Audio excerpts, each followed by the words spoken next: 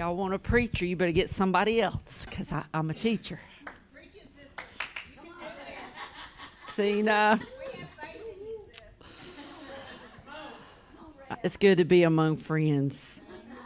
With friends like y'all who needs enemies, huh? I'm so glad to see all of your smiling faces. Dad, would you take one of those and pass them around? That's a study guide if you want to bring that home and look at some things on your own. In case you forget some of the points, they'll be on there for you. Last week was our introduction to the art of spiritual conversations, and what we're doing in this series is we're looking into the heart and habits of Jesus, right? Because we want to be like him and we want to develop these habits in our own lives. I want to cultivate the art of spiritual conversations. Do you? I want to be able to cultivate that. It is something that we can learn to do. And I want to be able to cultivate that because I want to make disciples, because that's what Jesus told us to do in Matthew 28:19 in the Great Commission. He told us to make disciples. He didn't say just get people full of the Holy Ghost, because that's great. But what happens after that? What happens after they receive the Holy Ghost? We can't make disciples if we can't even effectively communicate. You think you can make a disciple out of someone you can't even carry on a conversation with? You will never do it. So how are we going to make a disciple if we don't know how to communicate with people? We can't talk over people and interrupt them when we're trying to build a relationship. We've got to be truly interested in what they're saying. These are the things we talked about last week. And we've got to truly see the value that someone else offers in a conversation. Because remember that Jesus loves every person on this planet, and he died for every one of them. There's not a person walking in shoe leather that Jesus didn't die for. But to get good at anything, it takes practice, right? If you want to learn to play the piano, it takes practice, right? It takes practice. Like driving, for instance. You went to driver's ed, and your parents let you drive with them in the car, right, Lexi? Your parents let you drive in the car, but you didn't really get good at driving until you got behind the wheel and practiced yourself. And the reality of it is that all people drive differently. I can start naming some names of some people I know that drive, and I fear for my life while they're driving. And the reality of it is that we drive differently, and people excel in specific skills that fit into their lives. Like a person that lives in the city gets really good at parallel parking, right? Because they got to get in those little tight spots, and we don't really get good at that here in the South, especially in Texas. We got plenty of parking. So I don't know about y'all, but I'm not good at parallel parking. We don't get enough practice. So we're not good at parallel parking because we hardly ever have to do it. A truck driver, he's really good at backing up a trailer to a loading dock, right? He's good. He's got a lot of practice. He's done that. Terry and I drove an 18-wheeler for about a year, a little less than a year, and I drove too. Yeah, I did too. I drove it up and down the highway. I couldn't back that thing up to save my life. If it wasn't a straight pull through or a turn around, it wasn't getting in that position. I had to get out and get him in there because I never did it. I never practiced it enough. I wasn't good at it. But most of us from all walks of life can learn how to drive. We can all learn how to drive. But let's face it, we're not all going to be NASCAR drivers, Biddy. We're not all going to be race car drivers, but we can learn to drive. But we all get to drive and enjoy the freedom that it brings, right? You ever been stuck at home with no way to go anywhere? Maybe you couldn't drive, or maybe you didn't have a car at the time, or you had surgery and you weren't allowed to drive. And that feels so confining, doesn't it? You think, man, I'm just going to run down to the store. Oh, I can't drive. It feels very confining. But when you can drive, it brings so much freedom. And just like anybody can learn to drive, anyone can learn simple practices to make disciples. It's not hard. They're simple. And that's the whole purpose of this series. We need some equipment, church. We need some tools. We need an on-ramp of learning, and we need to get out there and practice. We need to practice. That's how we're going to fill all these empty chairs up. That's how we're going to fill them up, by practicing the art of spiritual conversations. So just what are the behaviors that are going to help us, Sister Rease? Well, I'm glad you asked. We're going to look at Jesus' behaviors, and we're going to discuss these arts of spiritual conversation. They're simple practices. Say simple practices. They're simple. They're going to provide a way for you to engage with people in your life in an ongoing spiritual conversation. Ongoing, not one time. They're the building blocks to a way of life that brings Jesus into the lives of people. Because he's in you. Say, he's in me. He's in me. He's in you, and you are with them. So you're bringing Jesus to them, and you can practice as you go along. In fact, some of you are probably already doing these arts. Some of you are already using them. The first part is getting ready. And that's the first part we're going to start on. It involves 3 different arts, and we're not going to talk about all of them tonight. But the first one is the art of noticing. So before you can get to know someone, you got to notice them first. I can't get to know you if I don't ever notice you. If you're just someone in the crowd that I never see and notice, first of all, I've got to notice you so I can get to know you. And noticing somebody is a prerequisite to caring about them. It happens first, before you can care about them, before you can serve them in a way that smuggles the gospel into their heart. And I love that. I love that. We're going to go about smuggling the gospel into your heart, because some people don't even know they want the gospel. They don't know, but we're going to notice them. And by noticing them, we're going to start a relationship.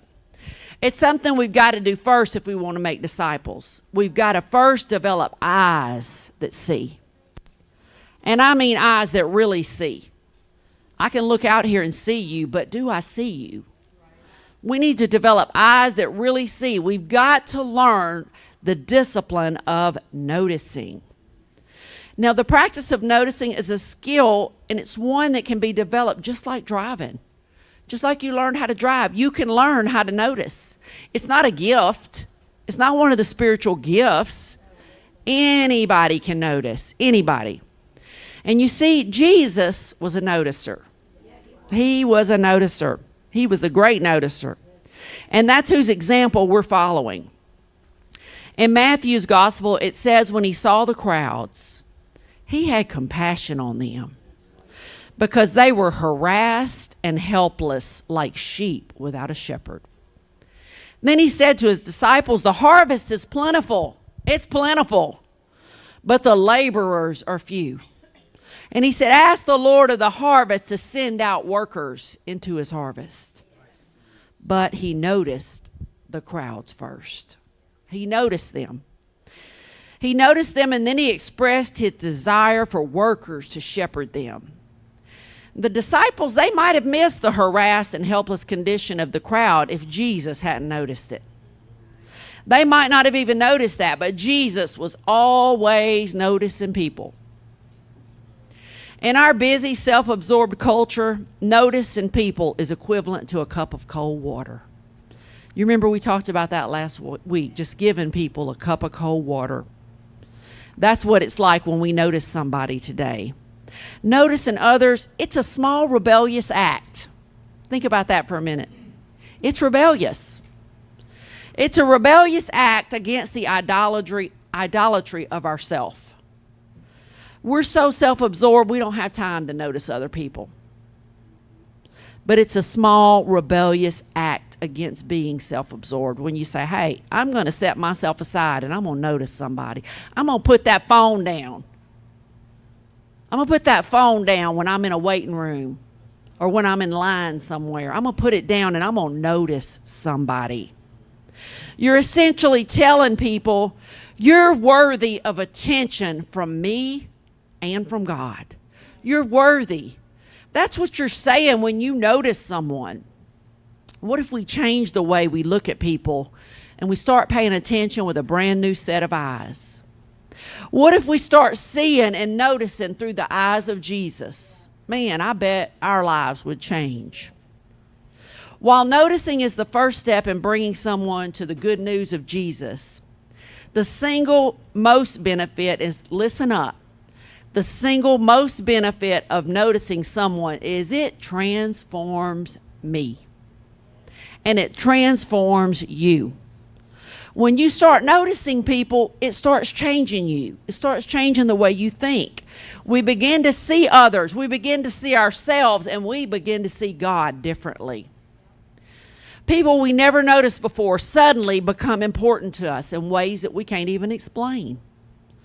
You'll find the more you pay attention, the more you notice others, and the less you're absorbed with your own agenda. The more you notice. Noticing opens our eyes to God's work, and it provides an opportunity to participate with this awesome, omnipotent God as he woos and draws people to himself. It allows us to participate in that because, you know, people can't come to God unless he draws them first, right? You can witness to him 24 hours a day, and unless he's drawing them, it's not going to do any good. So when he's drawing them, if you're noticing them, you can get involved in the process. You can get involved in it. Now, there are 4 potential barriers that keep us from practicing the art of noticing. 1 is the busyness of our lives. 2 is focusing on ourselves. 3 is living in a Christian bubble. And 4 is having an unloving attitude. Now, first of all, everyone knows that busyness is a problem, right? We're busy, busy, busy. We're busy bees. We're flying from one flower to the next, and we might be social butterflies. We're busy, though. We're busy.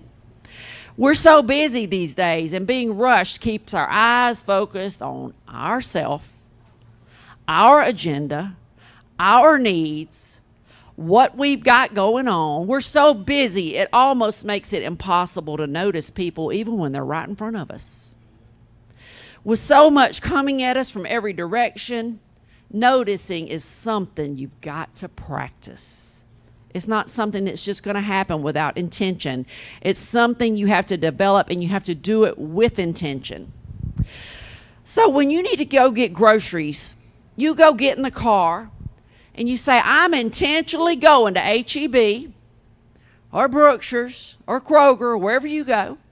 I'm going to the grocery store and get some groceries today because I can't wait another day. This pantry is bare, right? You have intention. So if you want to notice people, you've got to make it an intention. You got to say, I'm going to notice somebody today. I'm going to notice people today. Now, please know this is not another thing to add to your to-do list. It's not a check. Oh, I noticed somebody, check. I did it, Sister Rease. Send a text. Sister Rease, I noticed somebody today. Do I get a star? No. It's not another thing just to add to your busyness schedule. It's a way of life. It's a lifestyle. It's a lifestyle that causes regular intersections with God's activity in your routine, in your everyday, ordinary life. I want to say that again. It's a lifestyle that causes regular intersections with God's activity in your routine. It causes an intersection with God's activity. That's awesome, isn't it? When you notice people, look for what God is up to in people of all kinds. Wherever you find yourself, look, because you'd be surprised what he's up to. He's up to stuff. He's up to some stuff. I was listening to the videos we listened to when we were training for Acts and Brother Carpenter. And he said, I'm always trying to figure out a way to get into a conversation with somebody, try to get something started. He said, I'm always trying to do that. And he said, when I used to be a plumber, we'd stop every morning at a gas station and get us a bean and beef burrito and a big gulp. Y'all know about them big gulps? He said that was the plumber's breakfast, and it takes exactly 5 napkins to keep from burning your hand after you heat that burrito up in the microwave. He had it down to a science. He said, so I get my beef and bean burrito and I'd get in line. He said, I kind of stand back a little bit, let some other people get in line in front of me because I wanted to take a minute and notice. I'd stand back there, and if it was cold weather, I'd be like, whoo, it sure is cold out here. Ooh, it's cold out there this morning. And I'd wait for somebody in line to turn around and make a comment back to me. And if they did, I said, boy, here's my chance. Here's my chance to get a conversation started. Yeah, I hate being cold. He said, I hate being cold. He's noticing. And then he starts his conversation. Doesn't say anything about God. Doesn't say anything about Jesus. He just started a conversation. But man, you know what I hate more than being cold? I'd hate to think if I hadn't gotten up this morning and went out to work to provide for my family and my kids, because man, that would be the worst failure of all. He said, because I want to provide for my family. I want to provide for my kids. I want to be a good father. And the guy might say, yeah, man, I want to be a good father too. I do too. And then he would say, you know, I wasn't a good father all the time. I haven't always been a good father. But he said, you know, the Lord got a hold of my life and turned me around. He said he got a chance to share the good news. The Lord got a hold of me.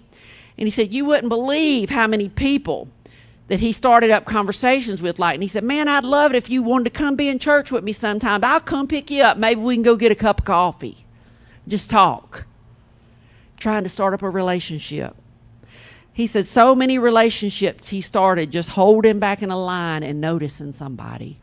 Just noticing them. One way to overcome this barrier of busyness is to break up your schedule with 30-second noticing sessions. Go where you normally go. Do what you normally do. But allow yourself 30 seconds to pay attention to someone who's there. I said this last week, I'll say it again. You're at a dentist's office. You're at a doctor's office. You look around, everybody in there's got a phone out, looking at their phone. Nobody's noticing nothing. But if you're in that kind of situation, put the phone down. Give yourself 30 seconds to look around and notice somebody and see what happens. Pay attention to somebody's there. You may actually find yourself slowing down a little bit because you're enjoying the experience. You may find yourself enjoying it. Anybody here ever do people watching? Yeah, people watching. That might be a way of noticing somebody. The second barrier to noticing is self-focus. To notice somebody, you got to take your eyes off of yourself and be willing to be interrupted. What if that interruption that happened in your daily routine might be a divine appointment? Some have entertained angels unaware. What if it's a divine appointment? Too often we respond to interruptions as a hindrance to our own schedule and our own agenda. And one way to overcome this barrier of self-focus is to intentionally direct your full attention to whatever is in your peripheral view. Okay, let's say I'm looking at Sister Tyran, but in my peripheral view, I can see Tina. I can see Biddy in my peripheral view. Okay? So that's what I'm talking about. Focus on who's in your peripheral view. Have you ever had something happen that just messed up your day? I mean, just messed up your schedule, but in that process of it being messed up, you connected with someone that you would have never connected with if that had not happened.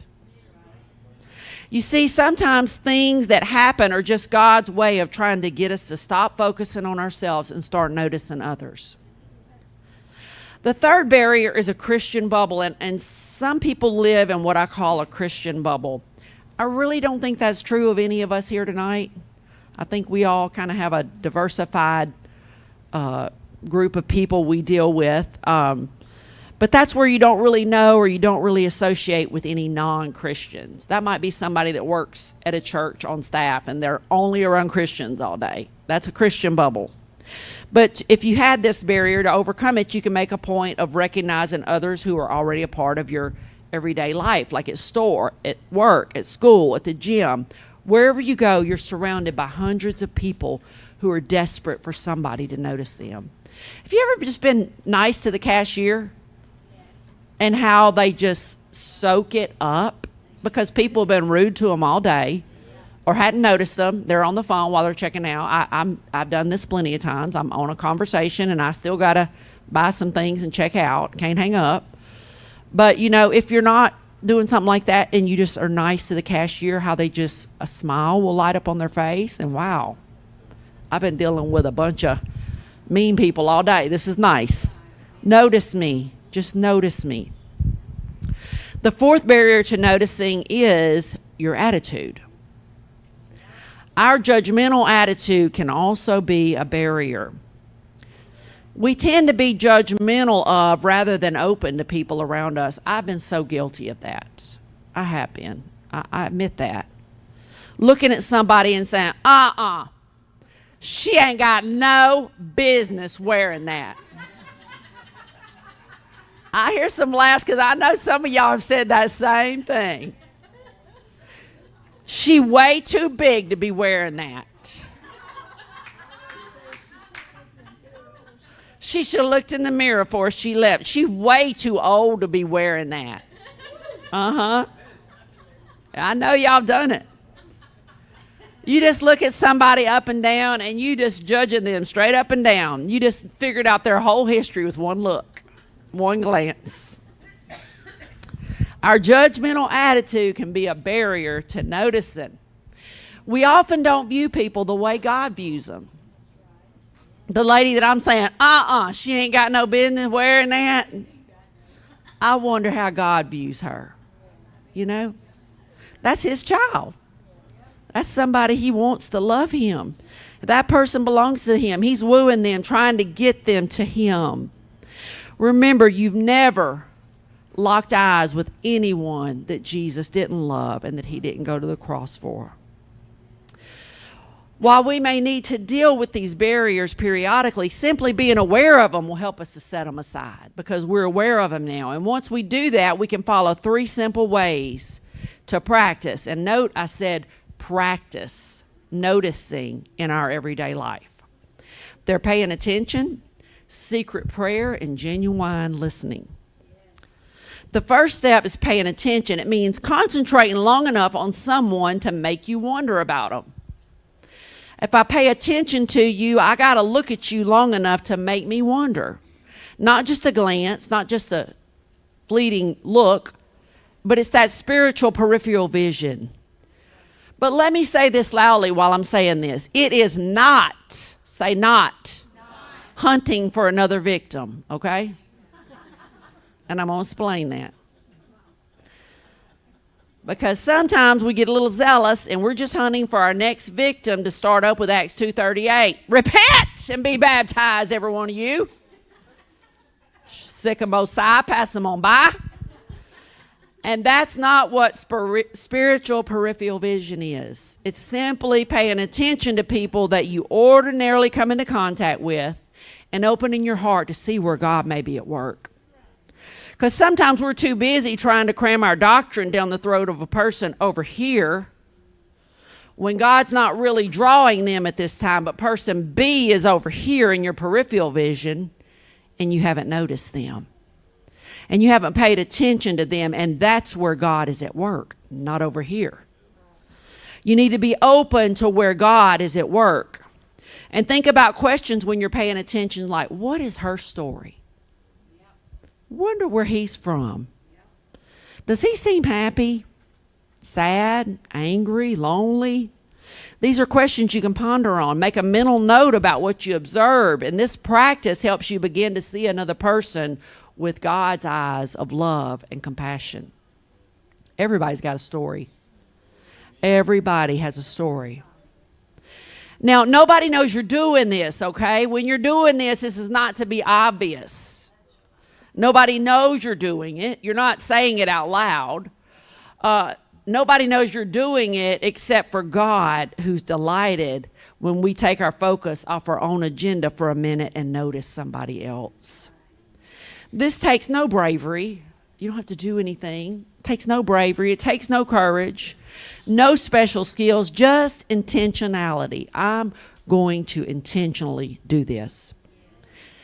Now, the second way to practice noticing is secret prayer. And we're going to talk later in these lessons in more detail about why and how we pray for others.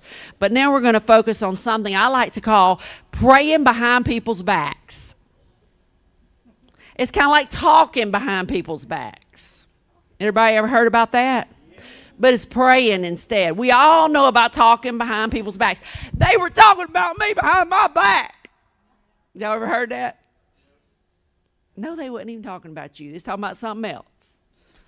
They were talking about me behind my back. But this is praying behind people's backs. We're going to talk about this. And when you're praying in secret, nobody knows you're praying. It's a covert operation. Say covert. It's discreet. You don't stare, but you just send up a silent prayer while you're in the vicinity of somebody you noticed. You don't close your eyes. You don't put your hands in a praying position. You don't move your lips.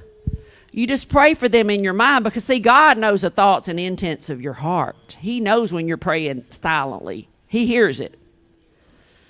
You pray that they would sense the presence of God in some undeniable way. You pray for their day. You pray for their peace. You pray for their relationships. It doesn't have to be a long, drawn-out prayer. Just a short one will do. And you could also call a secret prayer an unauthorized prayer because you're not asking for their permission to pray for them. And they don't know anything about it. But God does. And that's what counts. God knows about it.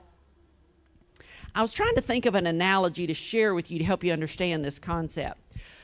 So I remembered, I'm afraid of snakes. Is anybody in here afraid of snakes? Some of you may like snakes. My daughter, Elena, likes snakes. She thinks they're great pets. She'll wrap them around her arms and pet them and say how pretty they are. But I can't stand them. Me and her about come to blows before over pet snakes she's had before. But my daddy taught me that the only good snake was a dead snake. So one day I was outside talking to our friend Jack, and we lived close to the Honey Island Swamp. And Jack and I were doing something in the yard, and a little snake ran around by Jack's feet. And he just bent down to pick that snake up. And when he did, I started screaming. I about had a heart attack. I thought he was going to throw that snake on me. But he didn't. He threw it out in the swamp. He picked it up and threw it out in the swamp. I was screaming and jumping until I realized what he was doing. And so I was a little skittish of Jack every time he went to bend down and pick up a stick or something after that, because he was a prankster. And I just knew he was going to throw a snake on me, especially since he knew I was scared now. So I understand now in my older age that not all snakes are bad, right? I know that some snakes eat rats and insects, and there are some good snakes, but I still don't want them around me. I'm still scared of them. Now I want to turn this little analogy over to a spiritual side. Let's say you don't know someone. You barely met them, and you're talking to them, and they share something with you that you're going through, and maybe they want you to pray for them. And maybe they asked you to pray for them, right?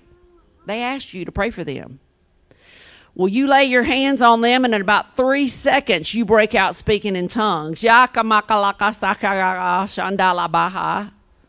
can't do it, fake it, but that was the best I could do on a fake.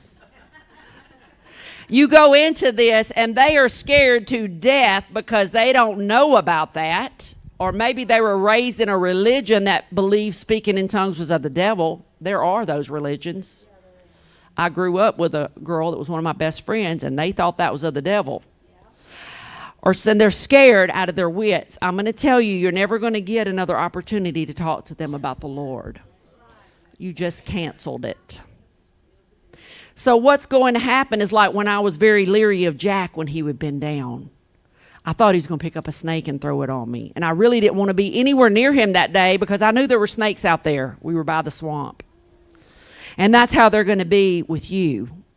When they see you in the grocery store, they're not going to come over and say, "Hey, Biddy, what's going on?" They're going to say, "Oh, my God." And they're going to push that buggy down another lane really quick. They're going to avoid you because they're scared. They're nervous. And that's where we use discernment. Now, I'm not telling you that you can't lay your hands on somebody and pray for them, but know who you're praying for. If you're praying for someone that believes the same way you do, you're good. Lay your hands on them, speak in tongues, pray in the Spirit. But if it's someone who doesn't know about that, or you're just getting to know them, use discernment. Jesus is our model for this secret prayer. He's our model for this unauthorized prayer, praying behind people's backs. You see, Jesus had a thing about praying in secret. He said, when you go and pray into your room and close the door and pray to your Father, then your Father who sees what is done in secret will reward you openly. And once you're secretly praying for someone, God begins to change your heart toward that person. When you start praying for someone, your heart changes toward them. Even if it's somebody you don't like. If you don't like somebody, start praying for them. See what'll happen. Your heart will change toward them. It's not so much that he's changing them, he's changing your attitude toward them. Secret prayer prepares you to cooperate with God. Say, I'm working with God. Secret prayer prepares you to cooperate with God as he seeks out the lost sheep of this world, and he invites you, he invites me into his search. The third simple notice and practice is genuine listening. Anybody got a problem with that? I think we all can have a problem with it. Paying attention to someone may prompt you to start up a conversation with them, but genuinely listening requires you to look that person in the eye, to lean in a little bit and say, how are you? Then listen. Be quiet. I'm serious. It's that simple. It's that simple. Be genuinely interested in the other person's story and what's going on right now. Don't correct. Don't preach. Don't talk over them. Don't editorialize it, and don't offer your own opinions. Just listen to theirs. I'm talking about making disciples. I'm talking about noticing people. If you genuinely listen to people in this way, they will almost always tell you how they are. You know, we all say this. How are you? Fine. How are you? I'm good. You might be going through the worst possible time of your life, but you pass somebody in here on your way to the bathroom and they said, how you doing? I'm fine. You just walk on by. I'm fine. Good. They really don't want to know how you are. At that point, they're really not interested, and they're not really listening. They're just being polite. You know, that's a polite thing we do. We're from the South, you know. We say, how you doing? I'm good. We just go on about our business. It's manners. But when you're talking to someone and you're noticing them and you want to really genuinely listen, just, how are you doing? And then you really be quiet and listen.